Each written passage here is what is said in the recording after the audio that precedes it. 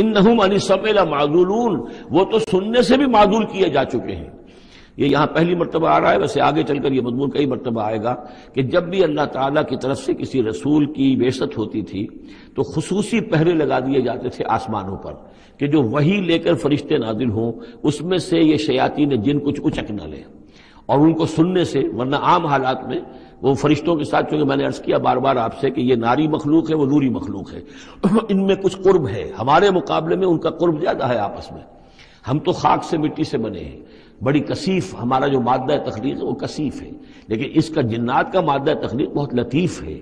ان کے وہ جو مارج من نار سے بنائے گئے ہیں، تو ان کا وہ قرب ہے جس کی وجہ سے کہ وہ فرشتوں سے کوئی اچک لیتے تھے، کچھ خبریں لے لیتے تھے۔ لیکن جب خاص طور پر وحی نبوت کا دور شروع ہوتا تھا تو خصوصی پہرے کر دیے جاتے تھے، اور یہ سورہ جن میں بڑی تفصیل سے یہ بات آئے گی، انہم عن السمع لمعزولون، وہ تو اب سننے سے بھی معزول کیے جا چکے ہیں، اب اس کا امکان نہیں ہے کہ وہ کوئی سان بن بھی لے سکے، سن بن بھی لے سکے۔